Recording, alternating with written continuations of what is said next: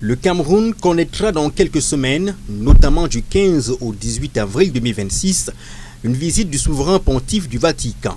Lorsque le pape arrive dans un pays, il est comme, d'ailleurs, il est le représentant de l'État du Vatican et il ne se limite pas à rencontrer les ministres, il rencontre le président de la République du pays où il arrive. Donc, il est une personne, une personnalité sur laquelle la société civile peut s'appuyer, les autres acteurs peuvent s'appuyer pour passer leur message.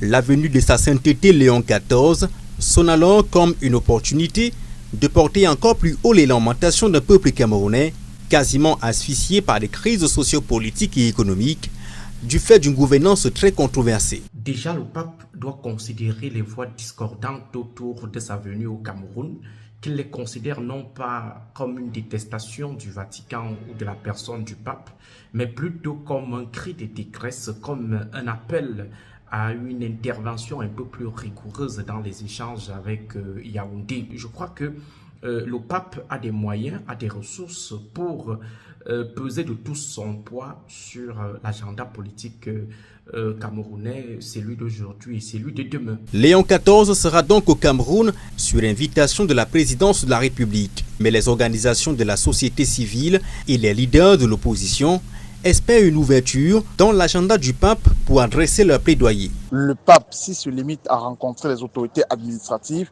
il peut avoir une mauvaise photographie ou une photographie approximative de la situation réelle qui sévit dans notre pays. Le pape devra faire les efforts de mettre en déroute ce que certains acteurs de l'opposition, de la société civile, pensent de la relation entre le Vatican et Yaoundé. Qu'on ait une visite qui sorte de la path dependency, donc des sentiers battus, afin de redonner une autre image de la relation ou de la coopération entre Yaoundé et Rome.